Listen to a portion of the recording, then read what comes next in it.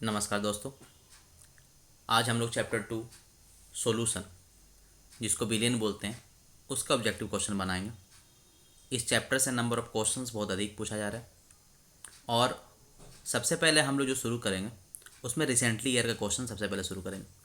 ये देखिए, ये जो क्वेश्चन आपको दे रखा है ये रिसेंटली 2025 का क्वेश्चन है। इस चैप्टर से आपके 5 ऑब्जेक्टिव क्वेश्चन ये साल पूछे गए, इसलिए आपके नेक्स्ट ईयर भी पॉइंट ऑफ व्यू से ये बड़ा इंपॉर्टेंट है। ठीक है, सबसे पहला क्वेश्चन हम लोग देखेंगे, क्वथनांक सबसे अधिक जो उच्चतम है वो किसका होगा। देखिए, सबसे पहले समझिएगा, आप लोग पढ़े होंगे अनुसंख्य गुणधर्म। अनुसंख्य गुणधर्म जिसको हम लोग इंग्लिश में बोलते हैं कॉलिगेटिव प्रॉपर्टी। सबसे अधिक क्वेश्चन ये पूछा जाता है कि आखिर ये कॉलिगेटिव प्रॉपर्टी वो कितने प्रकार के होते हैं। सबसे पहले आपको पता होगा कि इसमें आता है वाष्प दाब का अवनमन। वाष्प दाब का अवनमन। दूसरा नंबर पर आता है क्वथनांक का उन्नयन। तीसरा आता है हिमांक का अवनमन। और जो 4 नंबर पे आता है वो होता है आपका परासरण दाब। इसको बोलते हैं लोअरिंग इन वेपर प्रेशर। इसको बोलते हैं एलिवेशन इन बॉइलिंग पॉइंट। इसको बोलते हैं depression in freezing point. And last one is osmotic pressure. अब समझिए, यहाँ पर जो क्वेश्चन उठाया है उसने उठाया इससे, जिसको बोलते हैं हम लोग क्वथनांक, एलिवेशन इन बॉइलिंग पॉइंट। अब ये चारों को एक फैक्टर है जो इसके अंदर हुई त्रुटि के बारे में बताता है, जिसको हम लोग बोलते हैं वांट हॉफ गुणांक। इसको हम लोग बोलते हैं वांट हॉफ गुणांक, जिसको बोलते हैं इंग्लिश में वांट हॉफ फैक्टर। अब हम लोग ये देखेंगे कि ये जो वांट ऑफ गुणांक है, वांट ऑफ जो फैक्टर है, वो किस प्रकार है।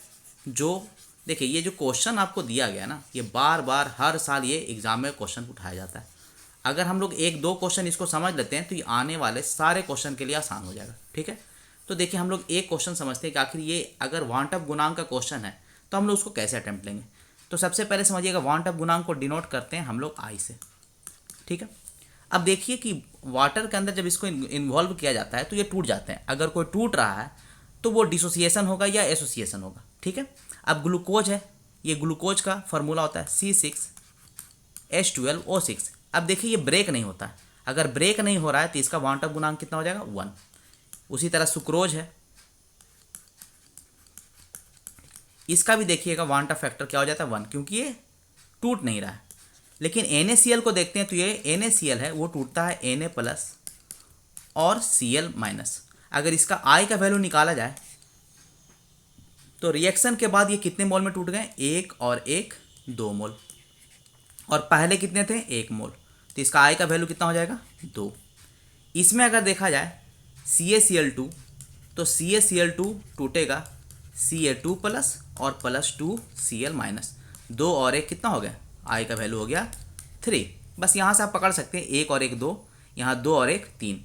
तो मुझे ये बताइए कि I का वैल्यू सबसे अधिक किसका होगा। तो I का वैल्यू सबसे अधिक होगा CaCl2। तो जिसका I का वैल्यू सबसे अधिक है उसका बॉइलिंग पॉइंट भी सबसे अधिक होगा। यहाँ से हम लोग समझेंगे कि डेल्टा TB बराबर होता है I × KB × M। ठीक है, तो इसका मतलब जिसका I का वैल्यू सबसे अधिक उसका क्वथनांक सबसे अधिक होगा। ठीक है, यहाँ पे M क्या है, M होता है मोललता, मोलालिटी, मोललता। ठीक है, तो इस तरह से इसका आंसर हो गया, इसका आंसर हो गया डी ऑप्शन। चलिए नेक्स्ट क्वेश्चन में हम लोग आएंगे। क्वेश्चन नंबर 2 बोल रहा है कि इनमें से कौन है जो अनुसंख्य गुणधर्म नहीं है, नॉट अ कॉलिगेटिव प्रॉपर्टी। तो देखिए, अभी हम लोग पढ़े थे कॉलिगेटिव प्रॉपर्टी 4 होते हैं। उसमें देखिए, आपको हिमांक का अवनमन पढ़े आपने, परासरण दाब आपने पढ़ा और क्वथनांक का उन्नयन पढ़ा। वाष्प दाब का आपने पढ़ा अवनमन, लेकिन इसमें सिर्फ ऑप्शन क्या दे रखा, वाष्प दाब, इसलिए आंसर कौन हो जाएगा इसमें, वाष्प दाब। ठीक है, अगले क्वेश्चन में हम लोग चलते हैं। तो ये बोल रहा है कि वह बिलियन जो रॉल्ट के नियम से धनात्मक या ऋणात्मक विचलन, पॉजिटिव डेविएशन या निगेटिव डेविएशन शो करता है। तो देखिए समझिएगा, जब हम लोग सॉल्यूशन बिलियन की बात करेंगे तो जो बिलियन होता है वो बिलियन होते हैं दो प्रकार के, दो भाग में इसको बांटा गया है। एक जिसको हम लोग बोलते हैं आदर्श, दूसरा जिसको हम लोग बोलते हैं अनादर्श, जिसको हम लोग इंग्लिश में बोलेंगे नॉन आइडियल, और इसको हम लोग क्या पढ़ेंगे, इसको हम लोग पढ़ेंगे आइडियल। अब आइडियल सॉल्यूशन का सबसे पहला कंसेप्ट है कि वो रॉल्ट्स के नियम को फॉलो करता है। तो रॉल्ट का नियम अगर P है तो ये हो जाएगा P not A x A, अगर B है तो प्रेशर हो जाएगा P not B into X B. दूसरा बोलता है कि डेल्टा H इक्वल टू 0, इसका मतलब ताप में अंतर नहीं होना चाहिए।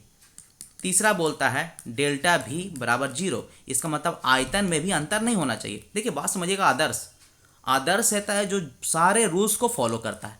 वहीं अगर हम अनादर्श की बात करते हैं तो ये सारा का सारा नॉट इक्वल टू हो जाएगा। इसमें से ना ताप बराबर होगा, ना आयतन बराबर होगा, ना ही प्रेशर बराबर होगा।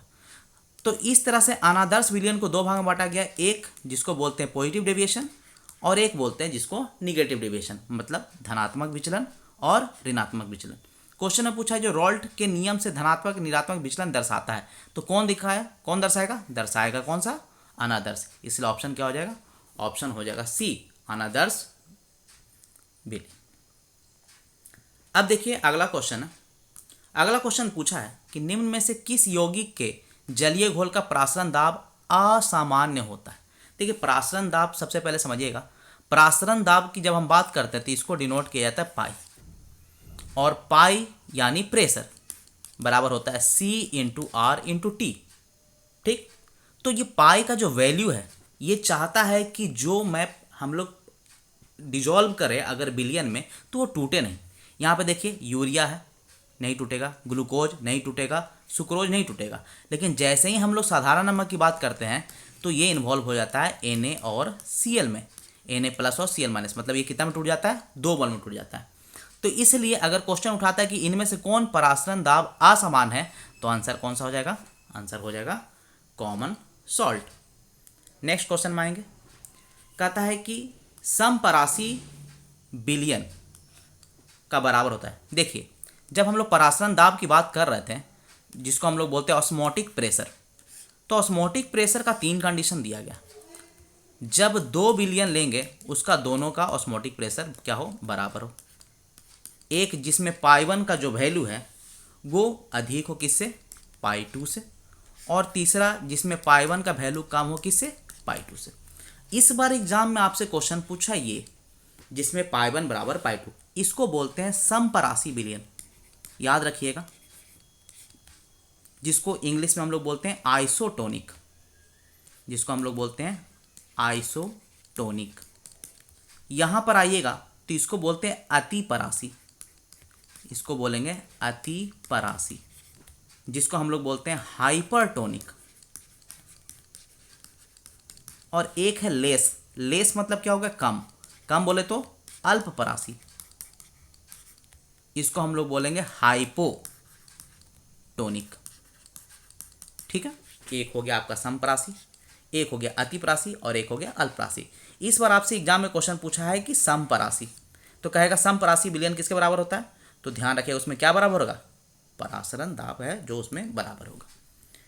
अगला क्वेश्चन हम लोग आए, क्वेश्चन नंबर 6 में पूछा है कि किसी ठोस विलयन का वह अधिकतम मात्रा जिसे किसी विलायक की विशिष्ट मात्रा में घोला जा सकता है वह निर्भर नहीं करता। देखिए क्वेश्चन पूछा है, निर्भर नहीं करता है।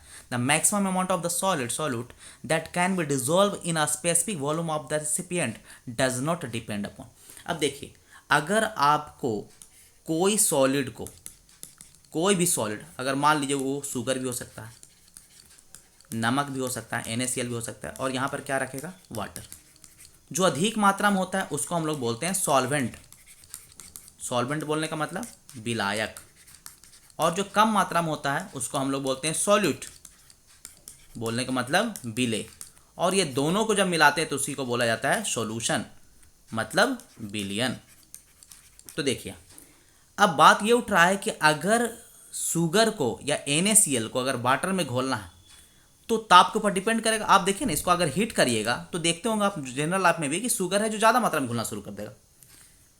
विलेय की प्रकृति, सही बात है। अगर शुगर डालिए या इसके जगह पर अगर आप बालू डाल देते हैं तो डिपेंड करता है, देखिए दोनों सॉलिड ही हैं, दोनों सॉलिड हैं, लेकिन घुलेगा कौन, तो ये डिपेंड करता है कि विलेय की प्रकृति कैसी है। चलो ये भी सही। यहाँ पर आ जाओ विलायक की प्रकृति, ये डिपेंड करता है कि वाटर है या अल्कोहल है। तो कहने का मतलब ये तीनों है जिस पर डिपेंड करता है। तो किस पर डिपेंड नहीं करता है, तो इसका आंसर हो जाएगा दाब के ऊपर। देखिए एक चीज़ और, इसी क्वेश्चन बताते हैं। अगर ये ठोस के जगह पर इस क्वेश्चन में अगर गैस कर दे और अगर क्वेश्चन पूछे कि यह किसके ऊपर निर्भर करता है, अगर किसी लिक्विड में अगर हम गैस को मिलाना चाहते हैं तो वो सिर्फ और सिर्फ डिपेंड करेगा किसके ऊपर, दाब के ऊपर। तो दोनों क्वेश्चन यहाँ से राइज हो सकते हैं। चलिए क्वेश्चन नंबर अगला में जाते हैं। कह रहा है ऊंचे स्थान पर रहने वाले लोगों के रक्त एवं उत्तम ऑक्सीजन की कमी का क्या कारण। अब देखिए सबसे पहले हम लोग रॉल्स का नियम है वो क्या बोलता है कि अगर कोई लिक्विड है, अगर कोई द्रव है और अगर आप इसमें गैस घोलना चाहते हो, जो हम लोग देखते हैं पेप्सी और कोला में, ठीक है, कोला वगैरह देखते होंगे आप लोग, तो गैस घोलना अगर चाहते तो वो डिपेंड करता है कि आप कितना दाब के साथ उसको प्रेशर डालिएगा। तो जितना आप अधिक दाब डालिएगा वो उतना ही आपका द्रव में घुलेगा, और अगर दाब कम होगा तो वो कम घुलेगा, ठीक है। अब देखिए हमारे ऊपर बहुत सारे वायुमंडल है, और जैसे जैसे हम वायुमंडल में ऊपर की तरफ जाएंगे हमारे ऊपर इसका दाब क्या होता जाएगा, घटते जाएगा। मतलब हम लोग ऊंचाई पर जाएंगे तो दाब क्या होगा, घटेगा। इसका मतलब ये है कि अगर आप गहराई पर जाएंगे समुद्र में तो दाब क्या होगा, बढ़ेगा। तो जैसे ही हम ऊपर स्थानों पर जाते हैं दाब क्या हो जाता है, घट जाता है, ठीक है। तो कहता है ऊंचे स्थान पर रहने वाले लोगों के लिए रक्त एवं उत्तम ऑक्सीजन। अब देखिए रक्त क्या हो गया, रक्त हो गया यहाँ पर लिक्विड, और ऑक्सीजन क्या हो गया, आपका गैस हो गया, ठीक है। तो ये डिपेंड किसके ऊपर करता है, तो जैसे जैसे आप ऊपर जाइएगा वहाँ आपका क्या होगा, वायुमंडलीय दाब क्या हो जाएगा, वायुमंडलीय दाब घट जाएगा, ठीक है। चलिए अगला क्वेश्चन चलते हैं। अनुसंख्य गुणधर्म निर्भर करते हैं। देखिए ये क्वेश्चन हमने पहले ही बताया था, बड़ा इंपॉर्टेंट क्वेश्चन। एक बोलता है कि घुले हुए विलायक की प्रकृति के ऊपर, एक बोलता है विलेय के कण की संख्या के ऊपर। अब ये समझिएगा, प्रकृति कुछ भी हो, इसके अंदर आप प्रकृति कुछ भी हो, लेकिन अगर कण की संख्या बढ़ेगी, अगर उसके अंदर कण की संख्या बढ़ेगी तो इसका मतलब ये होता है कि उसके ऊपर ही है जो विलायक डिपेंड करेगा। तो अनुसंख्य गुणधर्म में जब भी क्वेश्चन उठाएगा आप समझिएगा वो किसके ऊपर डिपेंड करेगा, विलेय के ऊपर। अगर आप लोग सॉल्व भी करिएगा तो आप देखिएगा कि उसमें जो है विलायक नहीं, किसके ऊपर डिपेंड करता है, विलेय के ऊपर, ठीक है। चलिए तो इसका आंसर क्या हो जाएगा, विलेय के कणों की संख्या के ऊपर, ना कि उसके प्रकृति के ऊपर। कहता है विलायक के अनुसंख्य गुणधर्म के उदाहरण। देखिए अनुसंख्य गुणधर्म के 4 ही उदाहरण हैं, आप लोग जानते होंगे कि ये 4 ही जो है गुणधर्म क्वालिटेटिव प्रॉपर्टी होता है। उसमें से एक ऑप्शन आता है क्वथनांक में उन्नयन, इसलिए इसका आंसर क्या हो जाएगा, नो का आंसर हो जाएगा सी। देखिए क्वेश्चन नंबर 10 ये बोल रहा है कि क्वथनांक उन्नयन जिसको बोलते हैं एल्विस्कोपिक स्थिरांक, ठीक है ना, ये इसका वैल्यू, इसका मतलब आप देखिए समझिए सीधा, delta TV elevation in boiling point क्वथनांक में उन्नयन बराबर होता है KB इंटू एम। यही KB है जो होता है क्वथनांक उन्नयन, जिसको हम लोग डिनोट किससे करते हैं, KB से। अब यहाँ पर देखिएगा, अगर इसका यूनिट निकालना होगा तो KB बराबर क्या हो जाएगा, देखिए इधर क्या हो गया डेल्टा TB और नीचे हो गया तुम्हारा M। डेल्टा TB को हम लोग किससे डिनोट करेंगे, केल्विन। अगर कोई भी हीट है, टेम्परेचर है, उसको किससे डिनोट करेंगे, केल्विन। केल्विन को हम K से डिनोट करते हैं, और ये होता है आपका मोलालिटी। अगर मोलालिटी जाएंगे तो मोलालिटी को नोट किया जाता है मोल पर kg। अब यहाँ पे देखिए केल्विन ऊपर आ गया, kg अगर ऊपर जाएगा तो केल्विन को किससे गुना करेंगे, kg, और मोल को अगर भेजेंगे ऊपर तो मोल क्या हो जाएगा, इन्वर्स। तो केल्विन kg मोल इन्वर्स, या यहाँ से आप देख सकते हैं केल्विन और नीचे को अगर मोलालिटी रखा जाए तो ऊपर हो गया केल्विन और नीचे क्या हो गया तुम्हारा मोलालिटी, तो इसको बोलते हैं मोललता।